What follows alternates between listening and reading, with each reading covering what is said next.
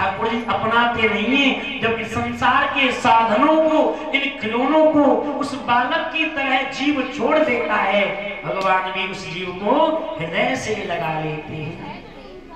जैसे ही माँ ने उस छड़ी को फेंका है, ठाकुर जी पास में आएंगे, मैया ने हाथ पकड़ लियो, लाला तेरी ऐसी पूजा करूंगी कि आज तो तेरी छड़ी को दूध याद आ जाएगा।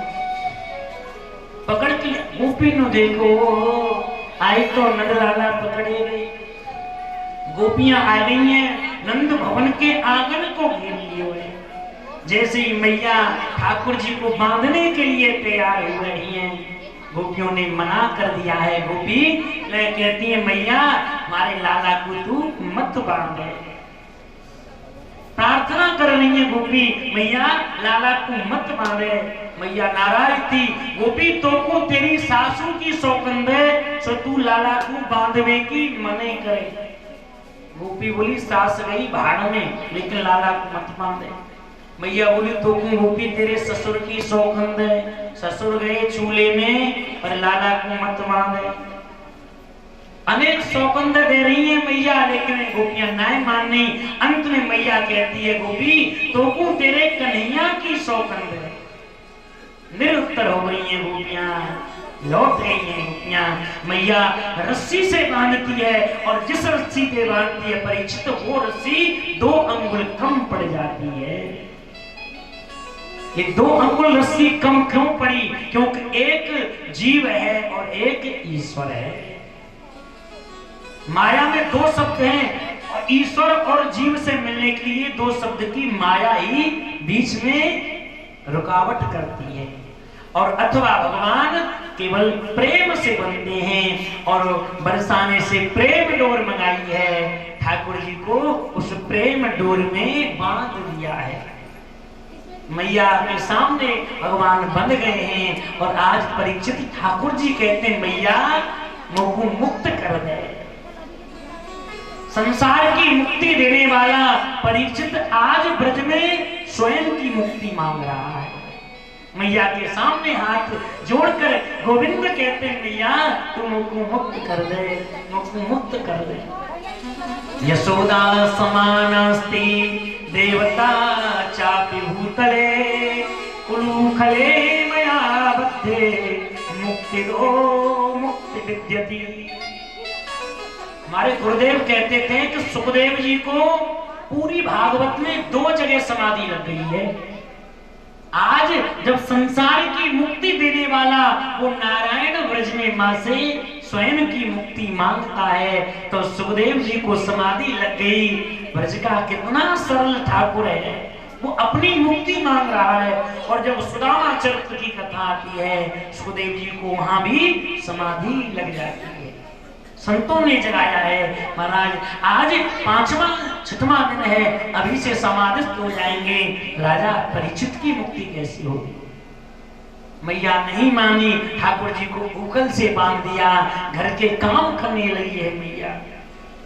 ठाकुर जी ने देखा कि मेरी कमर से रस्सी बंधी है, और भगवान का नाम दामोदर पड़ गया है। बोलो दामोदर भगवान की जय। माघ मास में आप लोग इलाहाबाद प्रयागराज में जाते हैं कल्पवास करने के लिए, और हमारे ब्रज में कार्तिक के महीने में ही कल्पवास वैष्णव लोग करते हैं।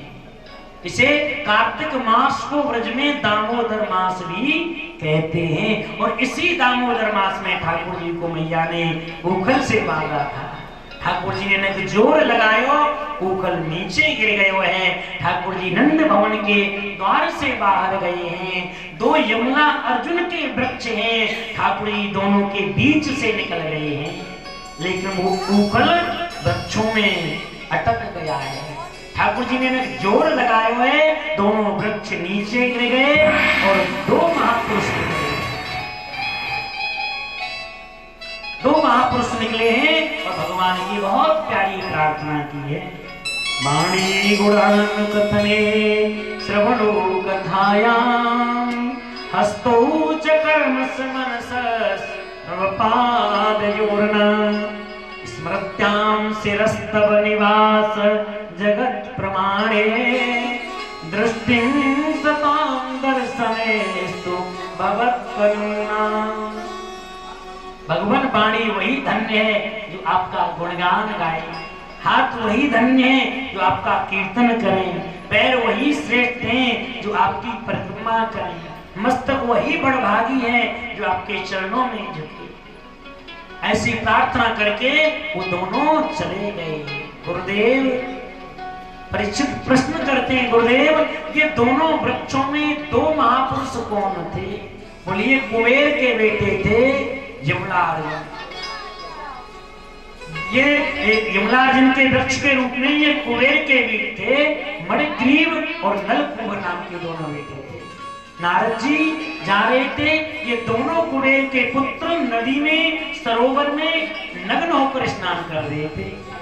नारद जी को देखकर न तो वस्त्र धारण किए न प्रणाम किया। नारद जी ने साफ दे दिया, तुम जड़ की तरह खड़े हो, तुम जड़ हो जाओ, वृक्ष हो जाओ।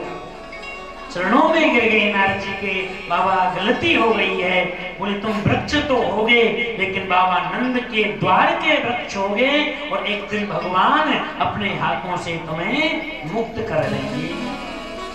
आज वही नारद जी के साप के कारण परीक्षित भगवान ने उस मणिग्रीव और नलकूबर जो कुबेर के दो पुत्र थे उन दोनों को मुक्त कर दिया है।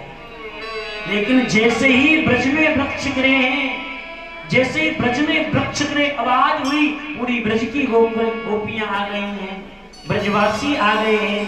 मैया ने देखा नंद भवन में लाला नहीं, स्वयं बाबा नंद भी आ गए हैं और बाबा ने उखल से बंधे हुए कृष्ण से पूछ दिया, लाला तेरे ताई उखल से कोने बांध दियो? बाबा आज मेरी मैया ने मेरे ताई मोकू उखल से बांध दियो है, बाबा मोकू मुक्त कर दियो। बाबा नंद ने अपने हाथों से भगवान की उस बंधन को मुक्त किया है, ठाकुर जी को हृदय से लगा लिया है। मैया आ गई है, 4 वर्ष के ठाकुर जी होने के लिए जा रहे हैं। आज तक कोई गोपी पूछती तू कौन को लाला है, मैं मैया को लाला हूं।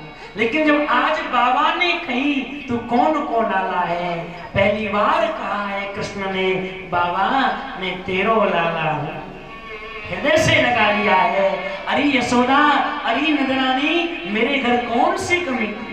तेने एक मिट्टी की मटकी के कारण मेरे कृष्ण जैसे प्राण धन को, मेरे लाला जैसे जीवन धन को यशोदा तेने उखल से बांध दिया। देख हम तेरे घर में नहीं रहेंगे, हम तीर्थ यात्रा में जाएंगे और बाबा को लेके कन्हैया भारत की तीर्थ यात्रा के लिए जा रहे हैं। कंधे पर बैठे बैठे 4 वर्ष के गोविंद सोच रहे हैं, जिस प्रेम भूमि में, जिस ब्रज भूमि में मेरा प्राकट्य हुआ उसको छोड़कर कहां जाऊं। जितने भारत के तीर्थ थे सभी को ब्रज में बुला लिया। शाम को लौट के आ गए, एक गोपी दौड़ी दौड़ी गई, मैया बाबा भी आए गए, लाला भी आए गए। मैया बोली कन्हैया तो बाबा को तीर्थ यात्रा के कहीं ले गए। बाबा कहते हैं लाला कन्हैया अब यशोदा के घर नहीं जाएंगे, हम अथाई पर ही, चौपाल पर ही विश्राम करेंगे। शाम का समय हो गया, बाबा नंद पूछते कन्हैया तो को भूख तो नहीं लगी? मैं बाजार से माखन मिश्री ना, बाबा को भूख नहीं। दोनों कन्हैया और बाबा विश्राम करने लगे। शाम के समय माँ यशोदा ने नंदरानी ने भोजन बनाया है, 2 थालियों में परोस दिया है, गोपी को बुलायो है, मेरे लाला के ताई और बाबा के ताई बुलाए ला। गोपी दौड़ी दौड़ी गई है, बाबा तुम्हारे ताई, लाला के ताई मैया ने भोजन के ताई बुलाया। मना कर देना यशोदा से, जिस हाथ से मेरे कृष्ण जैसे बेटे को उसने बांधा है उस यशोदा के हाथ का भोजन नहीं करेंगे। गोपी लौट कर आ गई, मैया उदास हो गई है। कृष्ण मैंने तुझे आज उखल से बांध दिया, लाला इतना नाराज है गयो कि मैया के हाथ को भोजन नहीं करेगा। मैया उदास हो गई है। आज माँ यशोदा कृष्ण की याद में रो रही है, लाला तू 4 वर्ष का हो गया, हमेशा मेरे बगल में सोता था। कन्हैया आज तू मेरे पास ना आए, मुझको नींद ना आ रही लाला। माँ यशोदा कृष्ण की याद में रोने लगी। जब कोई भक्त भगवान की याद में रोए तो ठाकुर जी को नींद नहीं आती। बाबा तो सो गए लेकिन ठाकुर जी करवट बदल रहे हैं, मैया से मिलने के लिए छटपटा रहे। देखा बाबा सो गए, मैया अब बाबा लाला तो सोयो ना है, बाबा मुझको भूख लगी है। कन्हैया अब तो कोई दुकान भी ना खुली होगी, रात रह गई है, अब कैसे? बाबा मैया के पास कछु खाने की व्यवस्था होगी। मुझको मैया के पास समझ गए बाबा नंद, ये मेरे पास रहने वाला नहीं। कंधे पर बिठाया चल दिए नंद भवन की ओर, और जैसे द्वार पर आवाज लगाई है, नंदरानी दौड़कर आई है, द्वार खोला है, मैया को देखा है। कन्हैया ने कंधे पर बैठे थे, छलांग लगाई है, मैया की गोद में पहुंच गई। मैया ने पूछ लियो, लाला तू कौन को लाला है? मैया में तेरो लाला। हृदय से लगा लिया है माँ ने, भोजन कराया है परीक्षित। एक फल बेचने वाली रोज नंद भवन के चक्कर काटती थी कि एक बार कृष्ण की दर्शन है जाए। आज जैसे उस फल बेचने वाली ने परीक्षित आवाज लगाई है, कोई फल ले लो, कोई फल ले लो। मेरे गोविंद के कानों में आवाज गई, मैया कोई फल बेचने वाली आई है, मेरा मन कर रहे हुए आज फल खाने को। कन्हैया खाली हाथ फल ना लेने, घर से कछु अनाज ले जा। 4 वर्ष के कृष्ण दोनों मुट्ठियों में अनाज लेकर जा रहे हैं। अंजलि से दाने गिरते जा रहे हैं, और नंद भवन तक पहुंचते पहुंचते 2-4 दाने बचे थे। फल बेचने वाली के पास पहुंच गए, तू हमें फल दे दे। परीक्षित संसार के दुनिया के कर्म का फल देने वाला आज ब्रज में उस फल बेचने वाली से फल मांग रहा है, तू मुझको फल दे दे। और जैसे ही ठाकुर जी को उस फल बेचने वाली ने देखा, देखती रह गई। लाला जितने फल चाहिए बिकने ले लो। ऐसे ना लोगो, मेरी मैया ने अनाज दियो है। कहाँ है? 2-4 दाने टोकरी में डाले। जैसे ही टोकरी में डाले, हीरे मोती जवाहरात हो गए, आंखों में आंसू आ गए फल बेचने वाले के। जब धन की जरूरत थी, धन नहीं मिला, आज कृष्ण जैसा परम धन मिल गया, इस धन का क्या कर? लाला जितने फल चाहिए बिकने ले लो।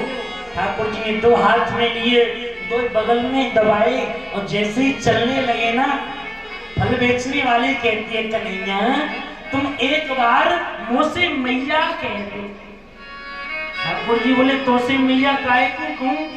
मेरी मैया यशोदा तो घर बैठी है, मैया ना कहेंगे। लाला एक बार तुम मुझसे मैया कह दो।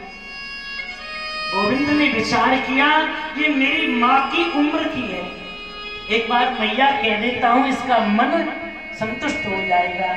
और ठाकुर जी ने उससे मैया कहा, और जैसे ही मैया कहा है, उस फल बेचने वाली ने हाथ पकड़ लिया। कृष्ण मेरा जन्म हुआ, और जन्म के कुछ दिन बाद में बड़ी हो गई, मेरा विवाह हो गया, लेकिन विवाह के थोड़े दिन बाद मेरे पति चले गए। लाला मेरे कोई संतान नहीं है, तुमने मुझसे एक बार मैया कहा है ना, मैं और कुछ चाहती नहीं हूँ कृष्ण, लेकिन मेरे मरने के बाद प्यारे गोविंद मेरे अंतिम समय में मेरा अंतिम संस्कार कर देना, मैं और कुछ चाहती नहीं। गोविंद तू इतना सुंदर मेरा पुत्र बना है, मेरा लाला बना है, कि तेरी इतनी प्यारी अखियां हैं रे कृष्ण, कि मैं आज तेरी दीवानी हो गई। प्यारे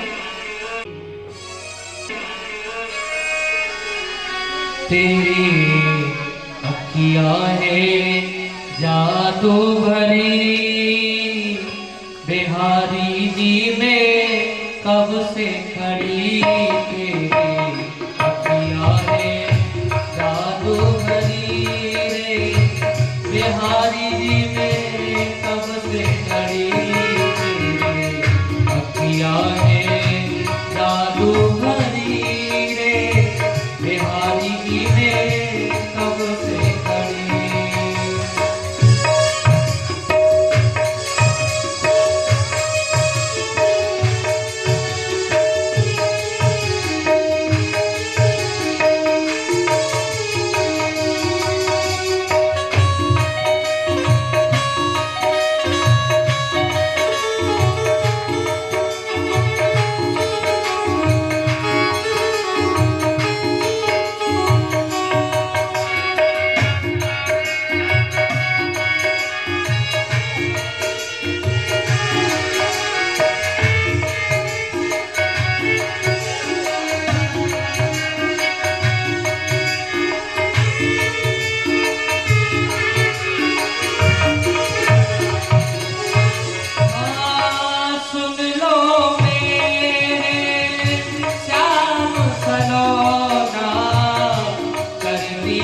तूने मुझ पर टोना, सुन लो मेरे श्याम सलोना, कर दिया तुमने मुझ पर टोना, मुझ पर टोना, मेरी लगन तो ही तो लगी रे, बिहारी जी में कब से खड़ी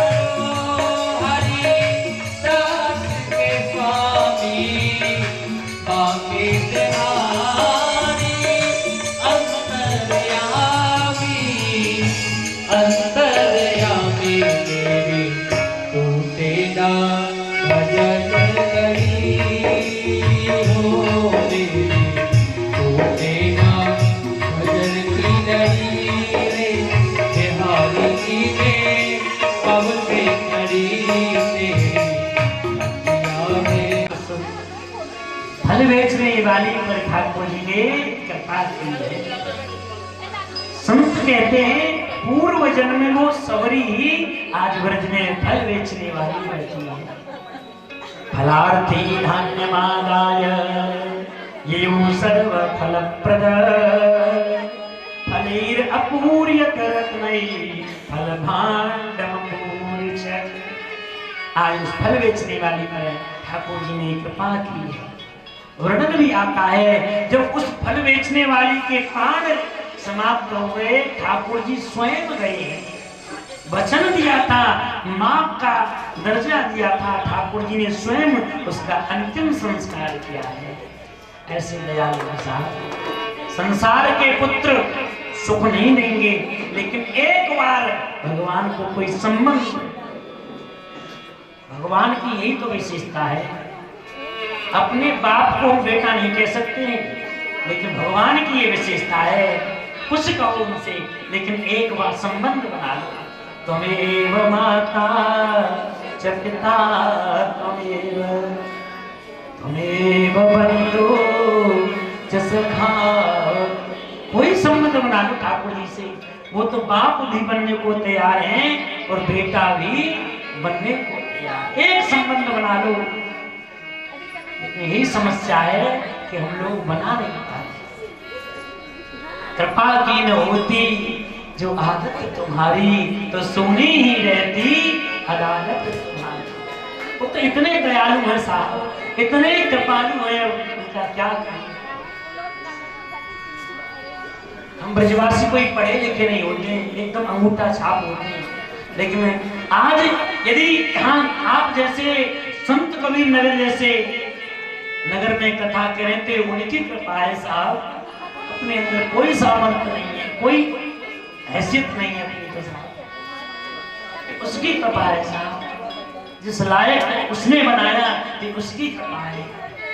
ब्रजवासी आप लोग जानते एकदम निरक्षर होते माने, उसकी कृपा है। पता नहीं कब कहाँ क्या करते हो। इसी मंदिर में बैठ के आप लोग परिचित हैं, जप करते, अनुष्ठान करते। आज उसकी कृपा के इस मंदिर में उन्होंने किसी दास को था करने का सौभाग्य दिया। लक्ष्मी नारायण भगवान, उनकी कृपा में कहीं कोई कमी नहीं है साहब।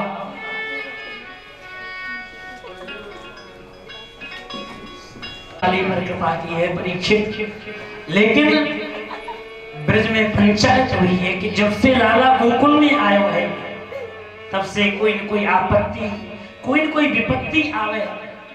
9 नंद थे ब्रज में। सबसे छोटे नंद जिनका नाम उपनंद था, उन्होंने एक सुझाव दिया है, भैया ब्रज में, पूरे ब्रजमंडल में 12 वन हैं, 12 उपवन हैं, लेकिन सबसे अच्छो, सबसे प्यारो वन है, वह को नाम वृंदावन है। वनम वृंदावनम नाम पसभ्यम नवकाननम गोप गोपी गवाम गावम पुण्यादे तृणवीरुध। आज सभी ब्रजवासी कहाँ वृंदावन की ओर जा रहे हैं। आप कहेंगे महाराज ठाकुर जी ब्रज में ऐसी कोई चीज है नहीं, फिर ठाकुर जी ने ब्रज में ही क्यों अवतार लिया? इतना प्रेम था ब्रजवासियों का, ब्रज की गोपियों का, कि आज ब्रजवासियों ने ये नहीं देखा है कि हमारा घर है, महल है, ये छूट रहा है, छूट जाए, लेकिन हमारा जीवन धन कृष्ण हमसे न छूटे। यही प्रेम था ब्रजवासियों का। आज गोकुल के महलों को छोड़ रहे हैं, अट्टालिकाओं को, भवनों को छोड़ रहे हैं, और कहाँ श्री धाम वृंदावन की ओर जा रहे हैं। ऐसा प्यारा वन है साहब वृंदावन। आपकी अयोध्या में राम जी आए और हमारे ब्रज में ठाकुर जी आए। आप अवधवासी हैं, महाराज नाराज मत होना। आप अयोध्या जाएंगे तो आज भी सुनी सुनी लगती है, लेकिन हमारे वृंदावन में जाएंगे तो आज भी इतना अच्छा, इतना प्यारा वृंदावन लगता है कि वहां से आने का फिर मन करता है। क्यों? क्योंकि अवधवासियों ने मां जानकी की पग पग में परीक्षा ली। लेकिन ब्रजवासियों ने राधा रानी को आज भी वो सम्मान दिया, वो प्रेम दिया। आज भी कृष्ण को भूल जाएंगे, लेकिन किशोरी को ब्रजवासी भूलते नहीं है। वो रिक्शा वाला भी आज राधे राधे बोलता है। प्रेम से बोलो राधे राधे। यही कारण है कि अयोध्या सूनी सूनी सी लगती है, लेकिन आज भी वो हमारा वृंदावन हरा भरा इतना प्यारा लगता है। आइए, ब्रजवासी गोकुल छोड़कर कहां वृंदावन चल रहे हैं। आप लोग शरीर से यही रहिए, संत कभी मिल रहे, क्योंकि शरीर से चलेंगे नहीं फिर आपसे हम कैसे मिलेंगे। लेकिन मन से वृंदावन चलिए, भाव से वृंदावन चलते हैं। और आप तो गई साहब, चलिए मन से वृंदावन चलते हैं, शरीर से यही रहेंगे। और वृंदावन बिहारी लाल की जय हो। अरे मन चले वृंदावन धाम, अरे मन चले वृंदावन धाम, रटेंगे राधे राधे नाम, मिलेंगे कुंज बिहारी, ओढ़ के कांवरकारी, ओ मिलेंगे कुंज बिहारी, ओढ़ के कांवरकारी। अरे मन चले वृंदावन धाम, अरे मन चले वृंदावन धाम, रटेंगे राधा राधा राधा राधा नाम, मिलेंगे कुंज बिहारी, ओढ़ के कांवरकारी, मिलेंगे कुंज बिहारी, ओ मिलेंगे कुंज बिहारी, ओढ़ के कांवरकारी, मिलेंगे कुंज बिहारी, ओढ़ के कांवरकारी।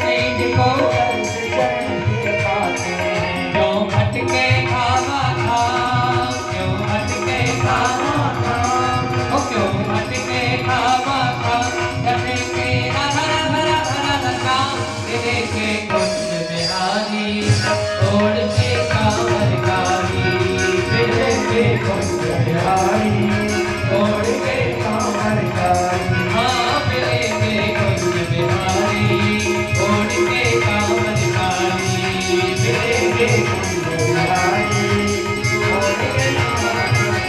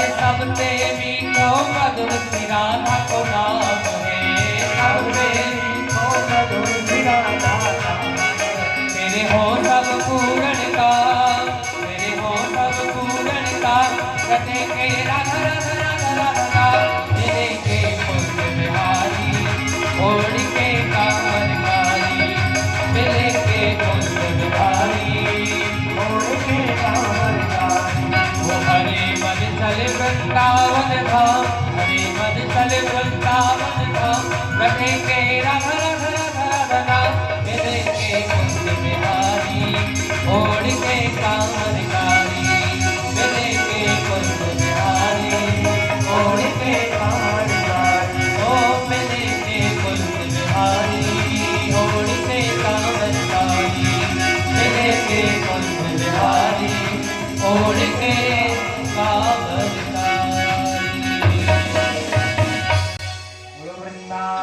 बिहारी लाल की जय। वृंदावन धाम की जय। जय जय श्री राम। आज जो सामान उपयोगी था उस सामान को छकड़ों में बैलगाड़ियों में रखकर भगवान को साथ लेकर ब्रजवासी वृंदावन पहुंच गए हैं। गोकुल को छोड़ दिया है, वृंदावन को देखा है। ऐसा प्यारा वृंदावन के महाराज जिसकी महिमा बड़े बड़े ऋषि मुनियों ने गाई है। एक बार अयोध्या, 2 बार द्वारिका में जाओगे, 3 बार त्रिवेणी नहा कर के आओगे, 4 बार चित्रकूट, 9 बार नासिक, 12 बार बद्री केदार घूम आओगे, 1 बार काशी केदार जगन्नाथ गया रामेश्वर, चाहे जहां जाओगे होते हैं प्रत्यक्ष दर्शन श्यामा श्याम के। वृंदावन धाम जैसा धाम नहीं पाओगे। ऐसा प्यारा वृंदावन है साहब। वृंदावन के भाग्य को सखी देवहू ललचाए। 30 कोष विद्या विपिन प्रिय प्यारी को धाम, 4 कोष निज महल है बिहरत श्यामा श्याम। 4 कोष का वही वृंदावन है जहाँ श्यामा श्याम आज भी नित्य उस ब्रज में लीलाएं करते हैं। प्रेम की पिपासा देख देख निज प्रेमियों को प्रेम का समुद्र सीमा तोड़ के बहाया है। भाव को रसीले नसीले ना होंगे निराश, कामना की पूर्ति है तो कल्प तक बसाया है। भारत का भूषण तिलक तीनों लोकों का और भक्तों के वास है तो वृंदावन बसाया है। ऐसा प्यारा वृंदावन है साहब। जिस वृंदावन में धर्म सम्राट स्वामी कृपात्री जी महाराज जाते थे होली के समय प्रवचन करने के लिए, और एक बार स्वामी कृपात्री जी महाराज से कहा कि बोले गोपी गीत पर प्रवचन कीजिए। गोपी गीत का पहला पद गाया है, स्वामी जी ने झरझर आंसू बहे हैं, कह नहीं सके, 3 दिन तक बोले नहीं सके। ऐसा प्यारा वृंदावन है साहब, जहाँ आज भी प्रत्येक वृक्ष से पत्ते पत्ते से राधे नाम की महिमा गाई जाती है। वृंदावन के वृक्ष को मर्म न जाने कोई, जहाँ डाल डाल और पात पे श्री राधे राधे। रानी की जय। देवराहा बाबा आप लोग जानते हैं, परम पूज्य परम वंदनीय श्री देवराहा बाबा। वृंदावन की सच्ची घटना है। एक वृक्ष राजीव गांधी मिलने के लिए जा रहे थे। इंदिरा गांधी तो महात्मा देवराहा बाबा का आशीर्वाद ले चुकी थी, लेकिन राजीव गांधी जा रहे थे। एक तो हेलीकॉप्टर उनका उतरना था, तो यमुना के इस पार बाबा रहते थे और इस पार हेलीकॉप्टर उतरना था। तो वहां वृक्षों की कटाई चल रही थी महाराज। रात्रि में एक वृक्ष रोता हुआ बाबा के पास गया। वो वृक्ष नहीं, कोई संत था। बाबा मुझे वृंदावन का वास चाहिए। बोले ठीक है, वो आएगा ही नहीं। महाराज राजीव गांधी का हेलीकॉप्टर खराब हो गया, लेकिन वृंदावन नहीं पहुंचा। ऐसे संत की प्रार्थना एक संत ही सुन सकता है। ऐसे संत देवराहा बाबा जिन्होंने हेलीकॉप्टर तक रोक दिया। ऐसा वृंदावन है साहब। आप यदि पिकनिक के हिसाब से जाओगे तो वो वृंदावन नहीं मिलेगा, लेकिन भक्ति का चश्मा लगा के जाओगे तो आज भी वही वृंदावन है। आज भी ऐसे संत हैं महाराज जो नित्य वृंदावन की परिक्रमा। आपको अभी वर्तमान में एक संत हैं, सुदामापुरी में रहते हैं। 49 वर्ष हो गए, 50वां वर्ष चल रहा, एक ही जगह पर भजन करते हैं। और आपको बताएं 3 दिन में पूरी रामचरितमानस का पाठ कर देते हैं, 3 दिन में। और दिन भर भजन करते हैं, शाम को बिहारी की आरती। ऐसे संत हैं वर्तमान में। लेकिन आप जिस भाव से जाएंगे साहब, भगवान तो भाव के भूखे, भाव का भूखाओं में भाव ही सब सार है। भाव से जो मुझे भजे तो भव से बेड़ा पार है। ठाकुर जी वृंदावन में पहुंचे हैं और उस वृंदावन की हरियाली को देखा। मैया इतना सुंदर ये वन है, मेरा मन करे मैया मैं गैया चराए लाऊं। अरे कन्हैया लाला तू 4 वर्ष को भयो, कैसे गैया चराने के ताई भेज दूं। ठाकुर जी मचल गए हैं।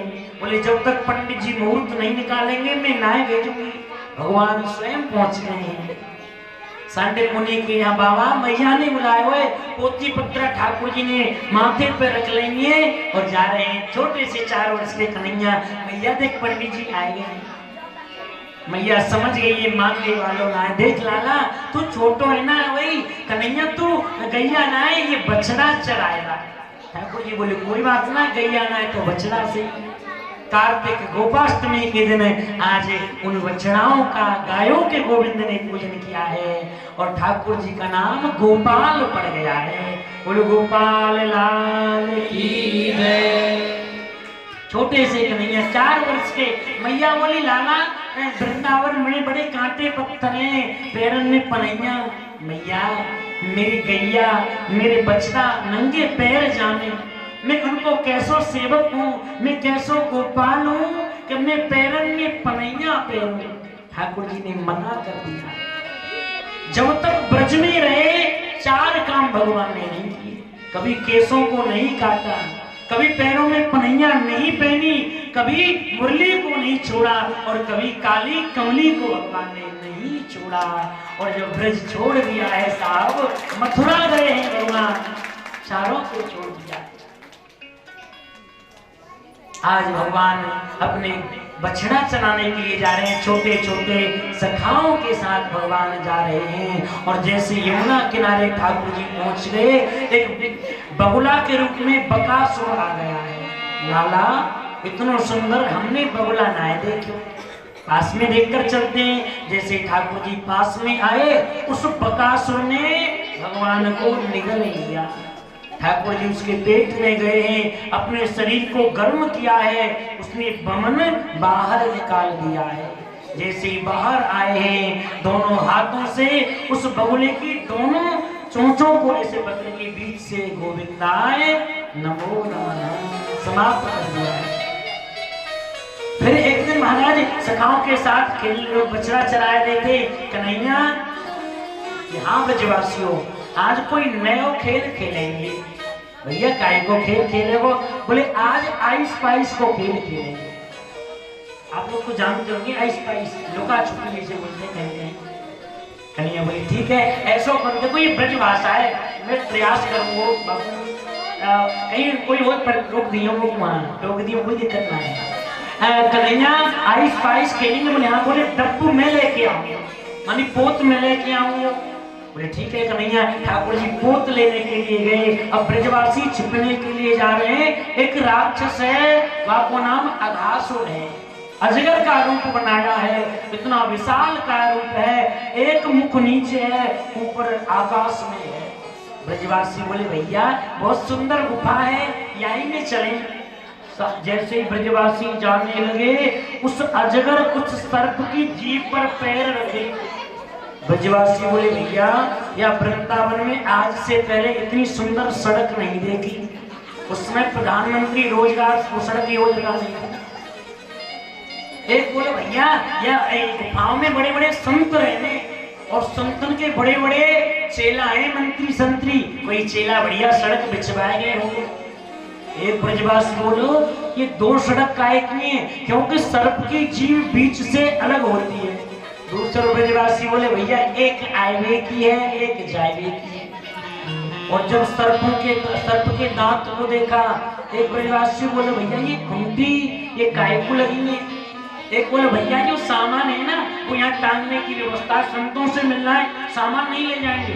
ब्रजवासियों में जो कलेऊ था ना, जिसे नाश्ता होता है, वहीं टांग दियो। जैसे ही आगे ब्रजवासी गए, अब अघासुर सोच रहा है कि जिसको मारने के लिए मैं आया वो बाहर खड़ा है।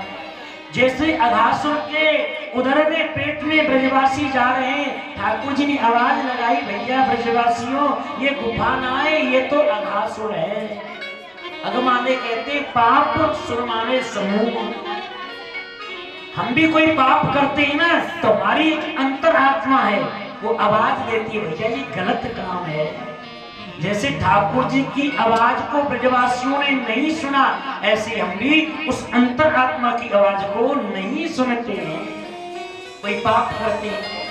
जैसे ब्रजवासी जाने लगे, उस अजगर ने श्वास को छोड़ा है। भैया ये गरम गरम श्वास कहां से आई।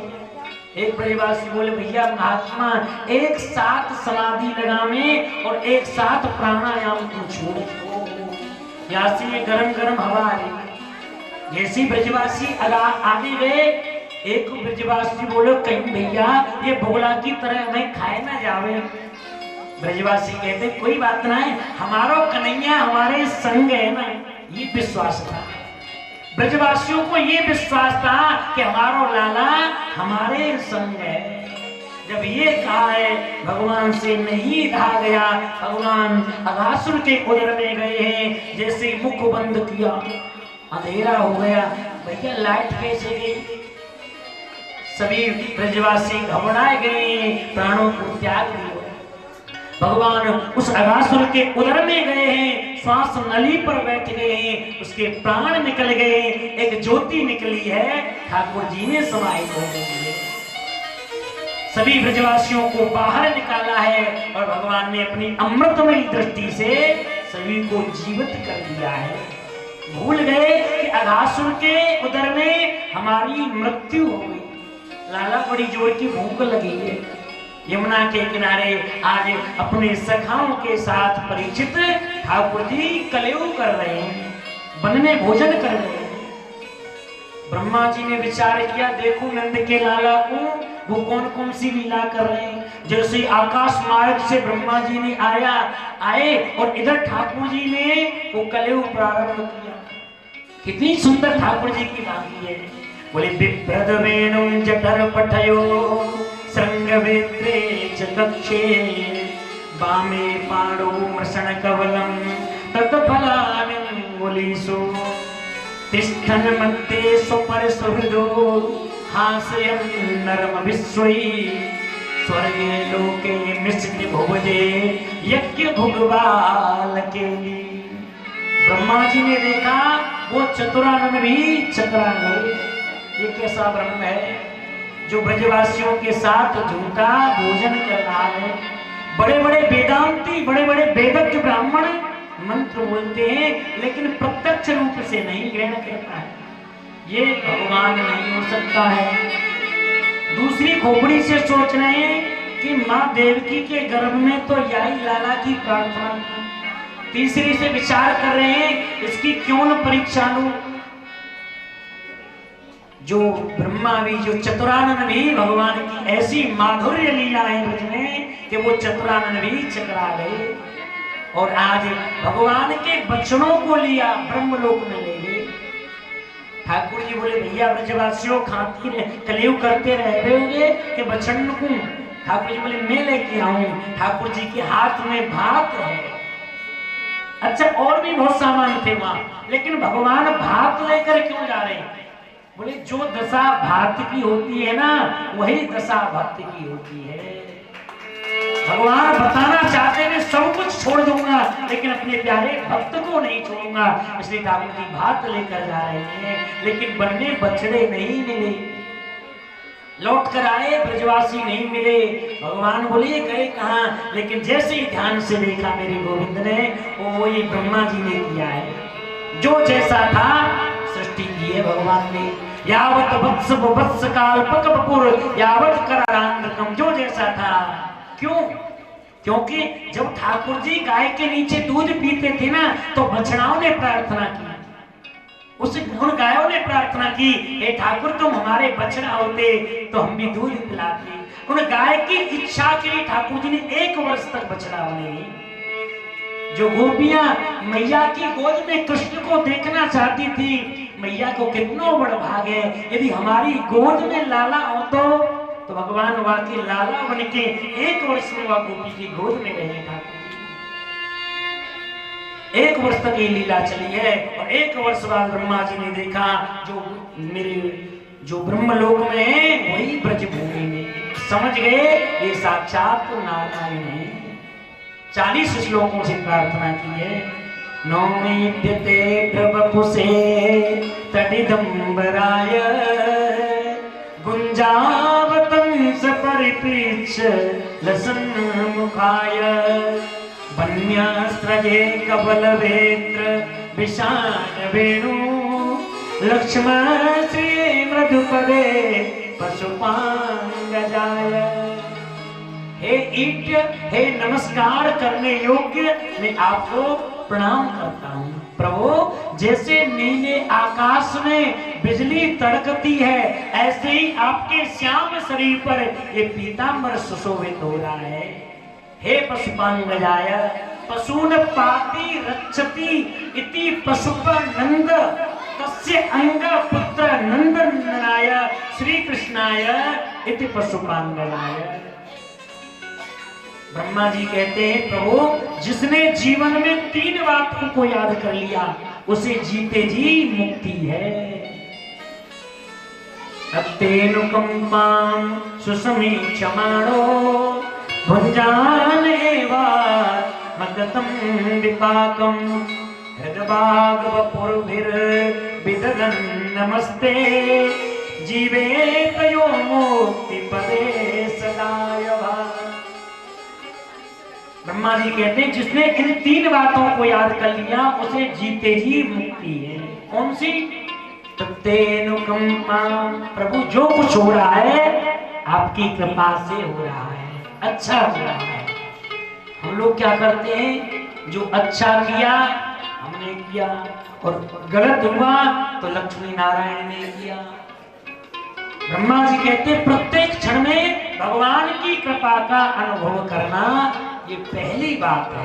प्रत्येक क्षण में एक राजा था और उस राजा का मंत्री था। मंत्री की आदत थी कोई बात कहता भगवान ने अच्छा किया, कोई बात कहता भगवान ने अच्छा किया।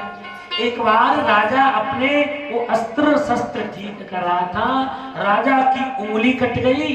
मंत्री की आदत थी तो मुख से निकल गया, भगवान ने अच्छा किया। राजा बोला अरे दुष्ट हमारी उंगली कट गई और तू कहता है अच्छा हुआ, तो इसे कारागार में डाल दिया, जेल में डाल दिया मंत्री को। 2 दिन बाद राजा ठीक हुआ, राजवत ने ठीक कर दिया और शिकार करने के लिए राजा जंगल में चला गया।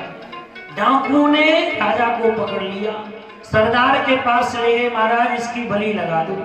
राजा घबरा गया, मंदिर में ले गए, स्नान कराया, वस्त्र पहनाए, भोजन कराया, और जैसे बलिदान के लिए मंदिर में ले गए, बोलिए बलिदान लायक नहीं है। क्यों? बोलिए खंडित बलि है। क्यों? बोले इसकी उंगली कटी है, बोले इसको छोड़ दो। जैसे राजा को छोड़ा, दौड़ लगाई, अपने राज्य में ही मारा यीशु मसीह। मंत्री को निकाला, मंत्री तुमने ठीक कहा कि भगवान जो करते हैं अच्छा करते हैं। यदि उस दिन मेरी उंगली नहीं कटती, आज मेरी गर्दन कट जाती। इसलिए भगवान जो करते हैं अच्छा करते। लेकिन मंत्री मेरी बात समझ में ये नहीं आई कि ये तुमने 2 दिन ये कारागार जेल की हवा खाई। मंत्री कहते हैं राजा, राजन इसमें भी भगवान की कृपा है। इसमें क्या कृपा है? बोले आज तुम शिकार करने के लिए गए, मैं मंत्री था, मैं भी तुम्हारे साथ शिकार करने जाता। वो डाकू ने तुमको पकड़ा, मुझे भी पकड़ते, तुम्हें मंदिर में ले गए, मुझे भी ले जाते। बलिदान के लिए तुम तो खंडित थे, लेकिन मैं तो पूरा पंडित था। अरे 2 दिन जेल की हवा खा ली, जीवन तो बच गया। भगवान जो करते हैं अच्छा करते हैं। ब्रह्मा जी कहते हैं तत्तेन कंपाम सुसमीक्षमाणो भुंजान एवात्मकृतम विपाकम हृदबाग बपु। हृदय से, वाणी से, शरीर से भगवान का स्मरण करना जीते जी मुक्ति है। 40 श्लोकों में प्रार्थना की है, भगवान नहीं प्रसन्न हुए, अंत में ब्रजवासियों की प्रार्थना की है। अहो भाग्यम नंद गोप वयोकसाम यन मित्रम परमानंदम पूर्णम ब्रह्म सनातन। इसलिए कहते हैं महाराज, शास्त्र का नियम है जगत गुरु ब्राह्मण है। क्यों? क्योंकि ये संसार किसके अधीन है? देवताओं के अधीन है। देवाधीनम जगत सर्व। देवता किसके अधीन है?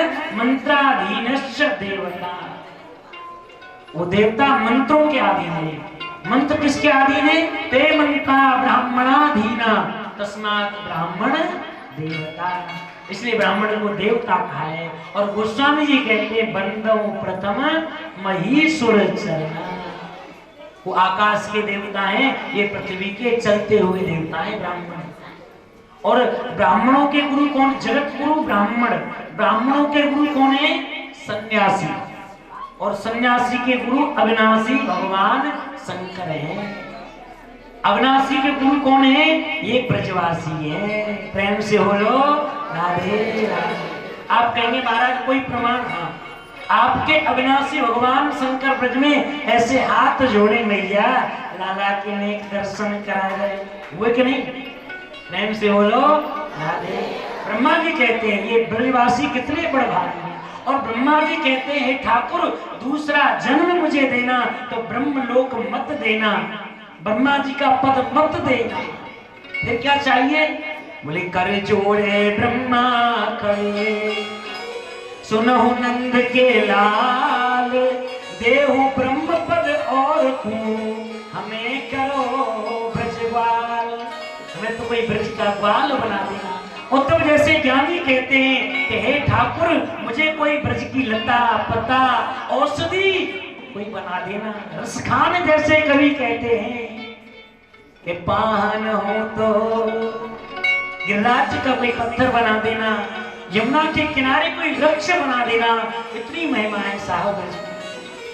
ब्रह्मा जी प्रार्थना करके चले गए, लेकिन ठाकुर जी प्रसन्न नहीं हुए हैं। अंत में सुखदेव जी कहते हैं परीक्षित उन्हीं ब्रह्मा जी ने भक्तमाल की रचना की है, नाभाजी के रूप में उतार लिया है। और 108 भक्तों की माला बनाई है, इसलिए उसका नाम भक्तमाल है। तब भगवान ने उन नाभाजी के रूप में ब्रह्मा जी को क्षमा किया है। शेष महेश गणेश दिनेश सुरेश उजाय निरंतर ध्यावे, ताय अनादि अखंड अभेद सुवेद बतावे। ताय नारद से सुख व्यास रटे पछाड़ तऊप निपार न पावे।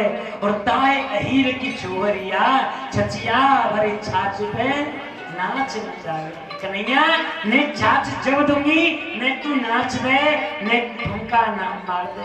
त्रिलोकी को नचाने वाला एक चुल्ली पर छाछ पर ब्रज में नाचता है, वो ब्रज का ठाकुर है परीक्षित। सुखदेव जी कहते हैं परीक्षित कालिया पर भगवान ने कृपा की है, यमुना को विशुद्ध कर दिया है और उसके बाद गोपियां कात्यायनी मां की पूजा करती हैं, एक ही प्रार्थना करती हैं कात्यायन महामाये महायोगिनीश्वरी नंद गोप सुतम देवी पतिम में कुरुते नमः। हे मां कात्यायनी ये नहीं कहा भगवान चाहिए, नंद को लाला कृष्ण हमें पति रूप में प्राप्त हो जाए, यही हमारी प्रार्थना है। यमुना में स्नान करती लेकिन गलती करती थी गोपी, निर्वस्त्र होकर स्नान करती थी। 5 ऐसे देवता हैं जिनकी प्रतिष्ठा नहीं होती, अग्नि में प्रतिष्ठा करने की जरूरत नहीं, वो साक्षात प्रतिष्ठित हैं। जल में यमुना जल गंगा जल में प्रतिष्ठा करने की कोई जरूरत नहीं है। सूर्य भगवान में प्रतिष्ठा की आवश्यकता नहीं है, शालिग्राम भगवान में और नर्मदेश्वर भगवान में प्रतिष्ठा होती नहीं। जल के देवता वरुण हैं, उनका अपमान होता है, इसलिए ब्रजांगनाएं निर्वस्त्र होकर यमुना में स्नान करती है, पहली बात। और दूसरी बात कंस मथुरा का राजा है, कोई राक्षस आ जाए किसी गोपी को ले जाए तो कलंक भगवान पर लगेगा। घर में कोई बालक हो जाए या कुछ हो जाए तो बालक को चिंता नहीं होती है, उससे घर के मालिक को चिंता होती है, इसलिए उस गोपी को चिंता नहीं है, लेकिन ब्रजराज कृष्ण को चिंता है, इसलिए भगवान ने चीर हरण की लीला की है। और ये चीर क्या है?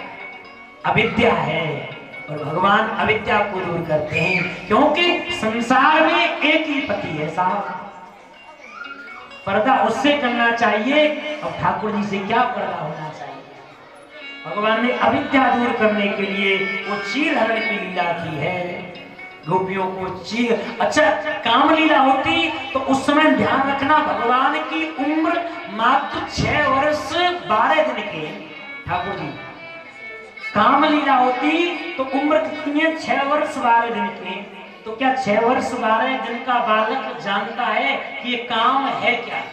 पहली बात। दूसरी बात, ठाकुर जी यदि काम लीला करते तो अकेले जाते, लेकिन ठाकुर जी अकेले नहीं गए, अपने ब्रजवासी सखाओं के साथ गई। और एक गोपी नहीं है, वह अनेक गोपी भी हैं और अनेक ब्रजवासी भी हैं, इसलिए काम लीला नहीं है, ये रास में प्रवेश होने की अविद्या की लीला है, चीर हरण की लीला है। भगवान गए हैं और उन गोपियों का चीर चुराया है, कदम्ब के वृक्ष पर चढ़ गए। स्नान कर कर गोपियां लौटी हैं, देखा वस्त्र नहीं है यमुना पुलन पर, दूर से देखा ठाकुर जी वस्त्र लिए हैं, प्रार्थना की है, श्याम सुंदर तेजास्य करवामि तवोदितम देहि वाशां सि धर्मज्ञ नोचिद राज्ञा ब्रुवामहे। भगवान ने प्रार्थना, यदि मेरी दासी हो तो मैं जैसे कहूँ वैसा बोले। हाँ, आज के बाद कभी यमुना में निर्वस्त्र स्नान मत करना। वस्त्र लौटा दिए भगवान ने, प्रार्थना की है ठाकुर जी से, हम पति रूप में प्राप्त करना चाहते हैं। बोले ठीक है, महाराज के समय मैं तुम्हें जरूर बुलाऊंगा, ऐसा भगवान ने आश्वासन दिया है। ब्राह्मण पत्नियों पर कृपा की है और ठाकुर जी गायों को चराकर गौशाला में लाए, और जैसे ही नंद भवन में गए हैं तो मैया अनेक पूड़ी पकवान पुआ बनाए रही है। मैया आज अपने घर में कौन से जय जय की पूजा है? लाला आज अंदर रसोई में मत आइयो, आज घर में जय जय की पूजा है। ठाकुर जी बोले हमसे बड़ो जय जय कौन है मेरे ब्रज में? मैया कौन की पूजा है? बोले मेरे पास समय ना है, तू यहाँ से चले जा। मैया भूख लग रही है, ज्यादा ना है, 2 पुआ दे दे। मैया ने पुआ तो ना दे, 2 गुलचा लगा दिए, 2 थप्पड़ लगा दिए। रोते हुए ठाकुर जी बाबा के पास पहुंच गए।